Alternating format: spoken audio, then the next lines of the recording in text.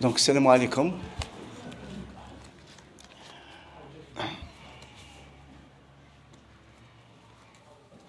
Donc voilà, à l'occasion,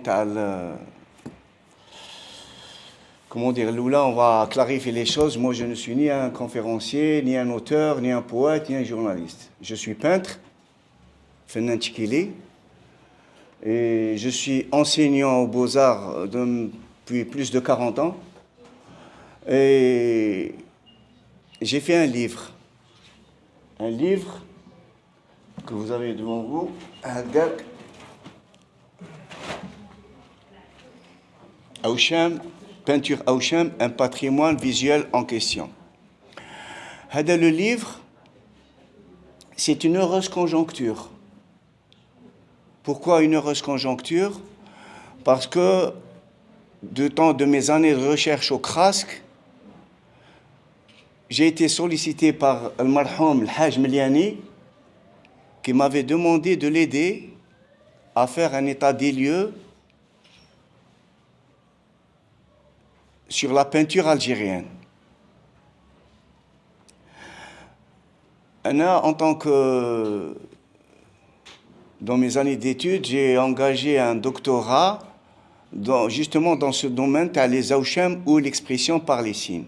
Donc, comme j'ai dit, c'est une heureuse conjoncture.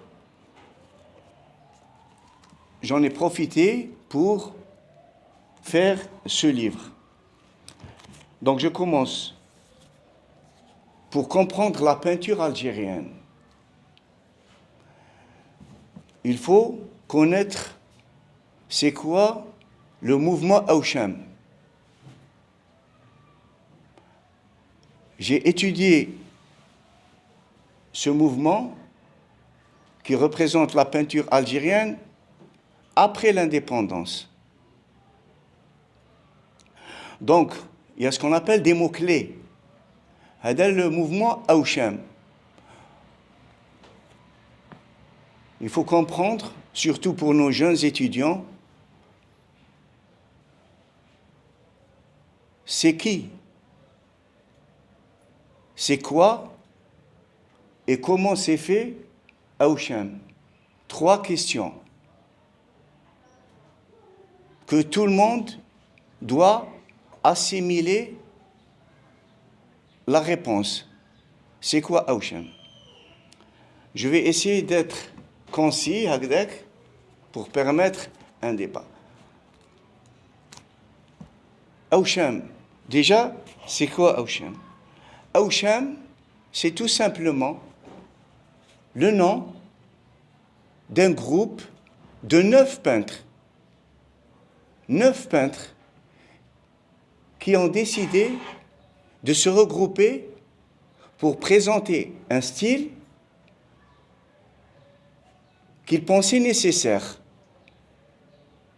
pour l'Algérie post-indépendante. La date qu'il faut retenir, c'est 1967.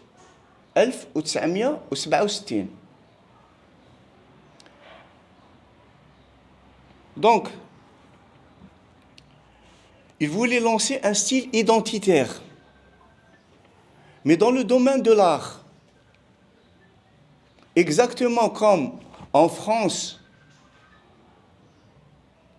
l'art occidental, il a eu ce qu'on a dit l'école impressionniste, qui sont devenus des peintres que j'appelle des refusés, parce qu'ils ont été refusés par l'Académie française. Ils se sont habitués à avoir un genre de peinture. Les impressionnistes ont ramené un style nouveau. Comme vous le savez, c'est bien, la cour, sortir de l'atelier, la touche. Donc, pour les Aucham, en 1967, ils ont décidé. Marhaba bek, monsieur Lahsan.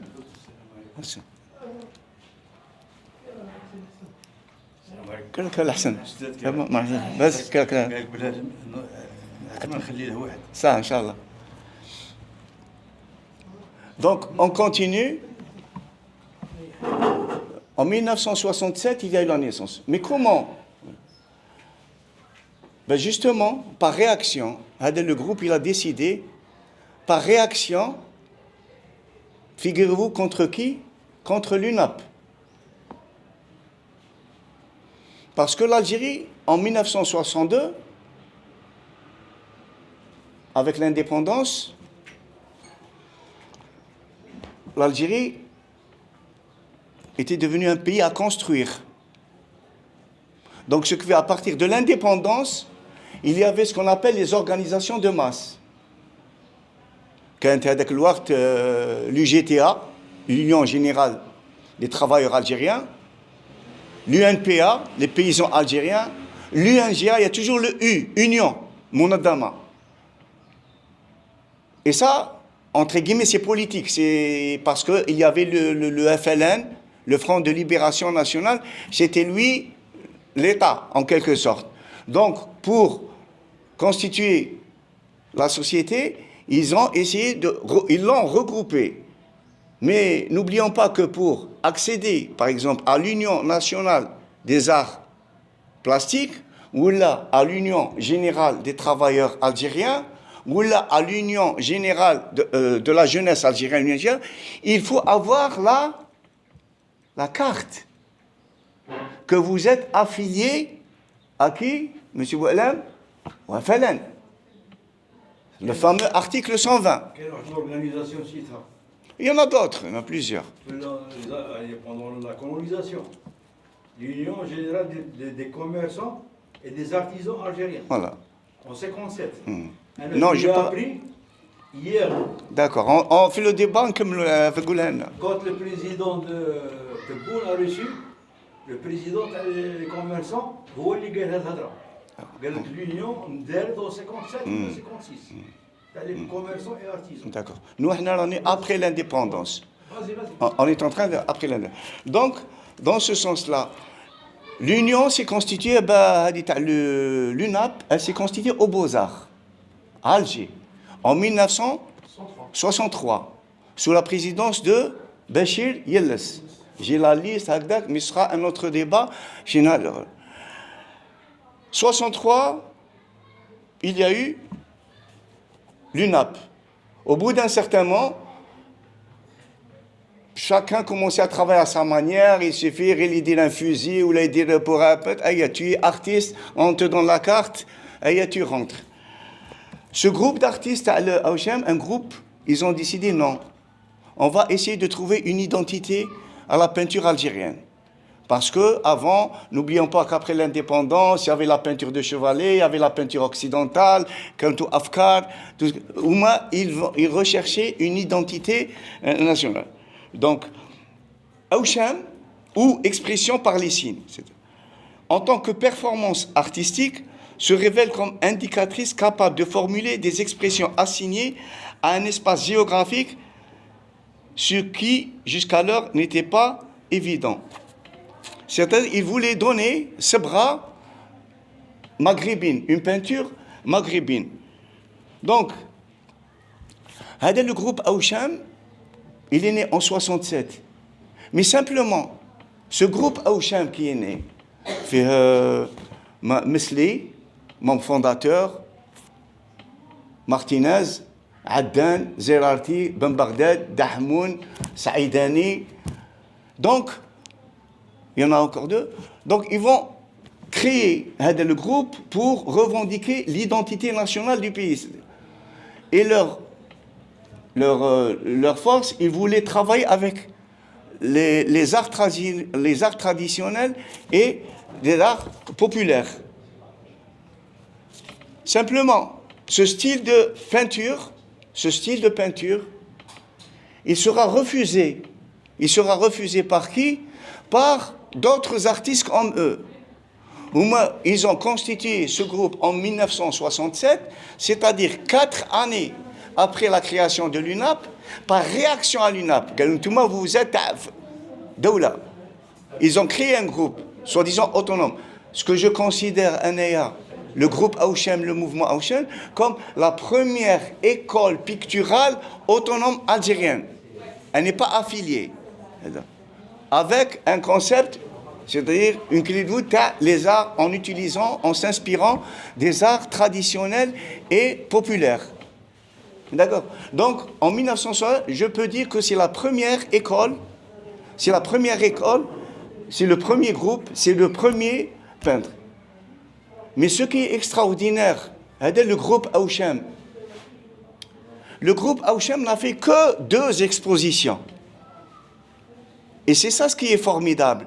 Il y en a une en 67, à la Galerie Pasteur à Alger.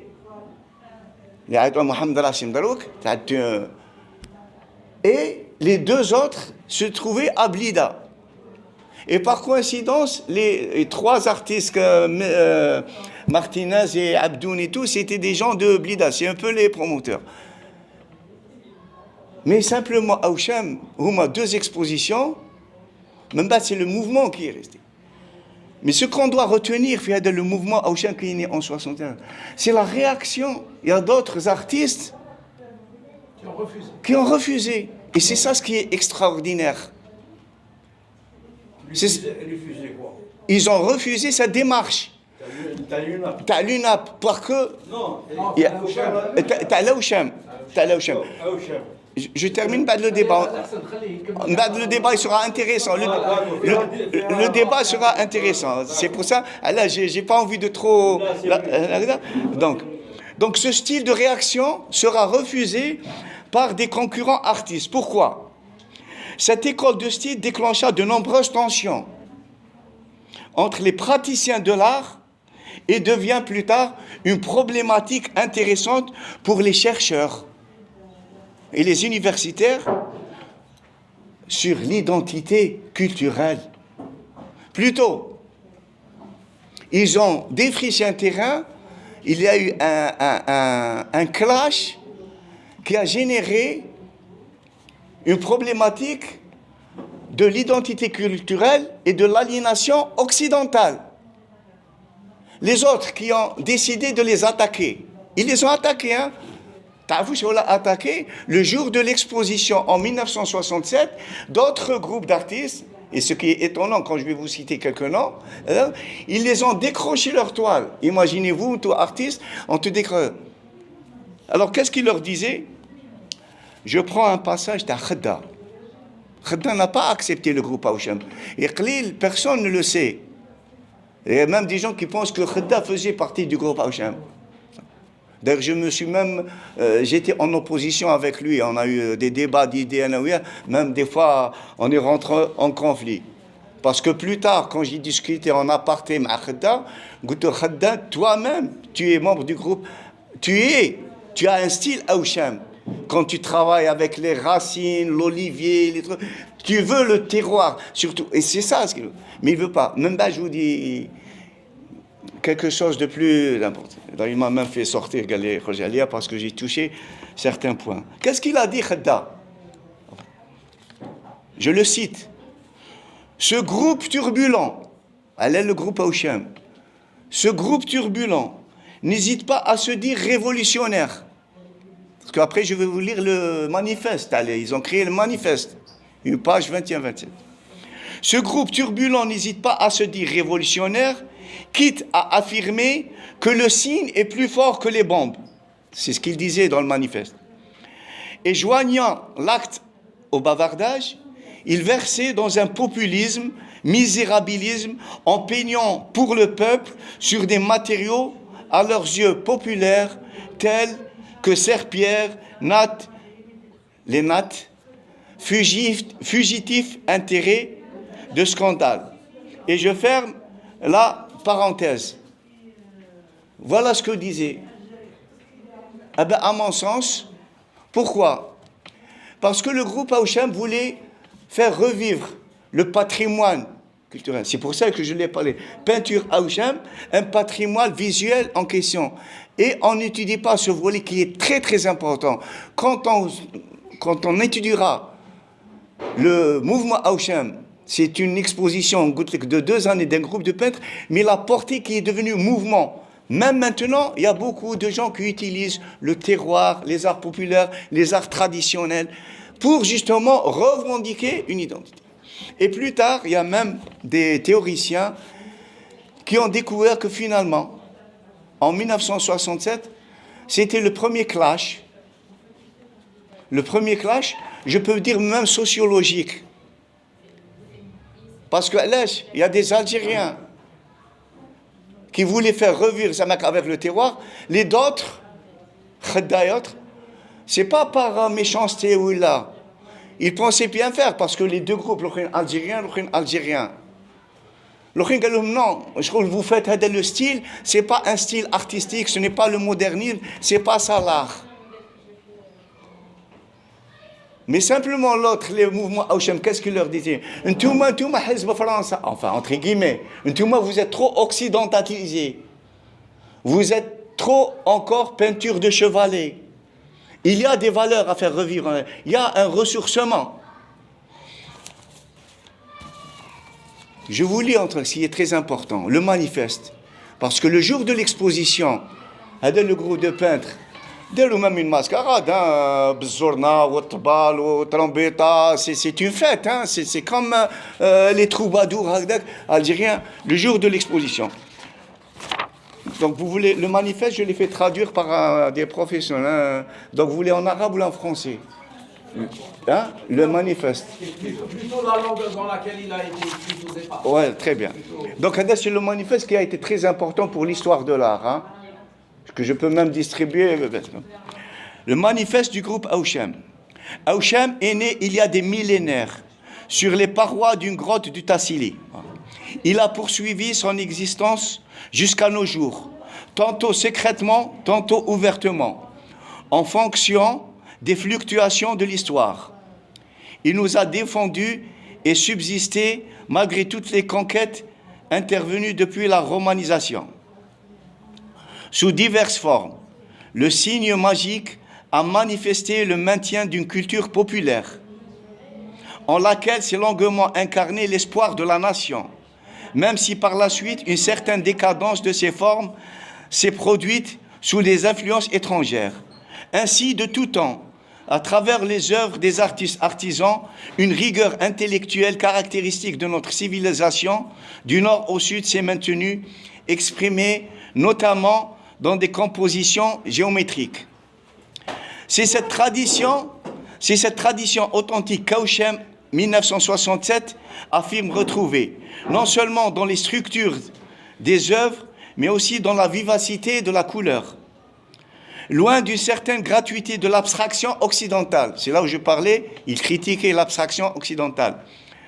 Loin d'une certaine gratuité de l'abstraction occidentale contemporaine qui a oublié les leçons orientales et africaines dont était empreint l'art roman, il s'agit pour nous de définir les véritables totems et les véritables arabesques capables d'exprimer le monde où nous vivons, c'est-à-dire à partir des grands thèmes formels du passé algérien, de rassembler tous les éléments plastiques inventés ici ou là par les civilisations, écrasées hier et aujourd'hui renaissantes du tiers-monde. Il s'agit d'insérer la nouvelle réalité algérienne dans l'humanisme universel en formation de la seconde moitié du XXe siècle. C'est pourquoi le groupe Auchem n'engage aussi bien en reprenant de grands thèmes mythologiques, toujours vivants, en symbolisant l'explosion lyrique individuelle, qu'en s'emparant avec violence des provocations sur les drames actuels d'Afrique ou d'Asie, jetant les visages de l'artiste. Nous entendons montrer que toujours magique, le signe est plus fort que les bombes. Nous avons cru discerner des préoccupations similaires de langage chez certains poètes.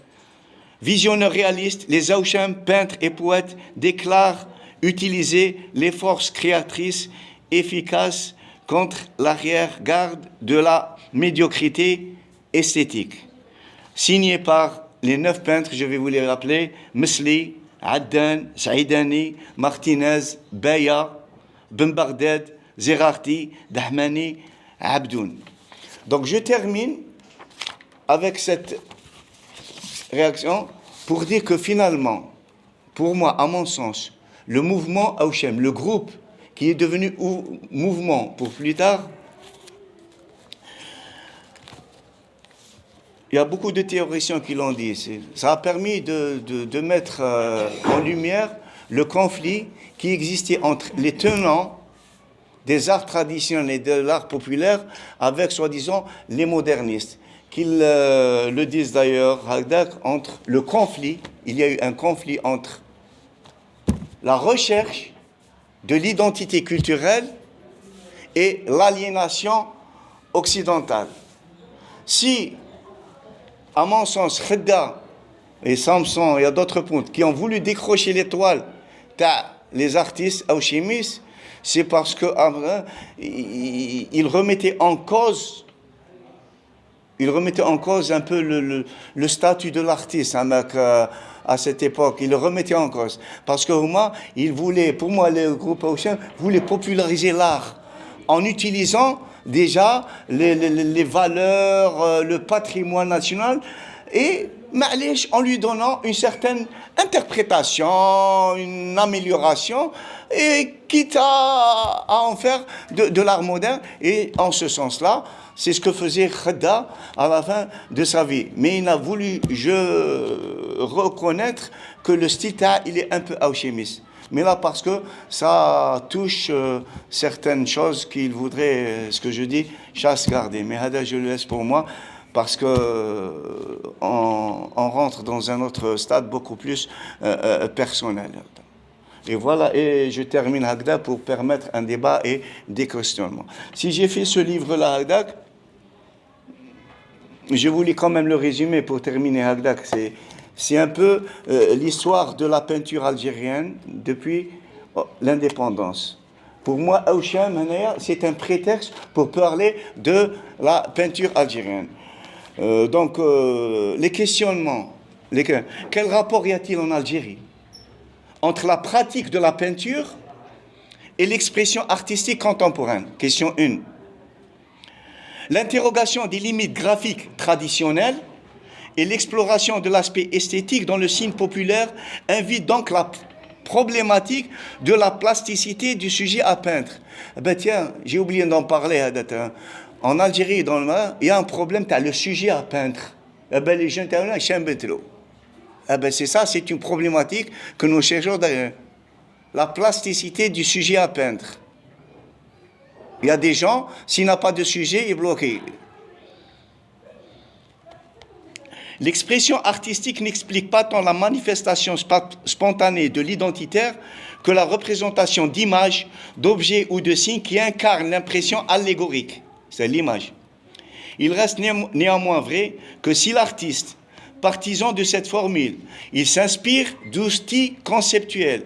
Quand je dis l'outil conceptuel, c'est les éléments qui l'ont aidé à faire sa toile. Parce qu'il y a des gens qui font de la calligraphie, qui ont fait une peinture avec de la calligraphie. La calligraphie, c'est un outil conceptuel. On peut ouvrir un autre débat sur la calligraphie. C'est pour ça qu'il faut étudier l'histoire de l'art. Il y a des gens qui sont en train de faire de la peinture avec de la calligraphie. Pour moi, ça n'engage que moi. La calligraphie, c'est un art. C'est un art à part. Là. Et s'il veut étudier les calligraphes, il faut voir les Irakiens, dans les années 50, ils chauffent la calligraphie en tant qu'écriture plastique. Et je vois. Donc, les outils conceptuels, c'est pas c'est bien, mais c'est un outil concept qui a plaisir à voir. Questionnement, si c'est de l'art, ça c'est aux critiques d'art d'étudier la question. Donc je dis, il reste néanmoins vrai que si l'artiste partisan de cette formule s'inspire d'outils conceptuels correspondant à une culture traditionnelle, il n'en est pas de même pour celui qui expérimente une autre logique plastique. Une autre logique plastique. D'où une visibilité supérieure à l'acte de peindre. Voilà. Supérieure à l'acte de peindre. C'est exactement comme la photo. Eh bien, l'art, l'activité artistique, le peintre, il essaye d'aller au-delà de la photo. C'est ce que je n'essaye de dire à mes étudiants quand je leur pose une question. Si je vous donne votre portrait fait en photo professionnel et votre portrait peint, je fais un sondage, à chaque fois, il y a 80% que je sonde, ils choisissent, qu'est-ce qu'ils choisissent? Non, ils choisissent le portrait. Parce qu'ils trouvent mieux le côté pictural, le côté, comment dire, émotionnel, l'humain. Parce que entre le peintre et le sujet, qui est le modèle, il n'y a pas d'appareil photo. L'appareil photo, il est mécanique. Mais entre l'artiste et le sujet, le portrait, le bon affaire, c'est l'œil, c'est émotionnel, c'est humain. Donc c'est pour ça que il n'en est pas de même pour celui qui exprime une autre logique plastique, d'où une visibilité supérieure à l'acte de peindre. On le voit assez bien que la performance des Aouchem en 67 s'est construite sciemment sur des motivations pragmatiques pour s'orienter avec le temps à une représentation symbolique réinventée. Et voilà, mes chers amis, c'est un peu difficile pour un peintre de parler. Moi, j'ai essayé d'expliquer un peu mon livre, Hagdak, qui est l'aboutissement, enfin, c'est un peu le produit de mon travail de recherche que j'avais entamé avec Haj Miliani, Allah yarhamah. Et je vous remercie, mes amis. Donc, c'est pour tout pour le débat, hein, c'est des questionnements. C'est pour, hein, là, c'est un prétexte.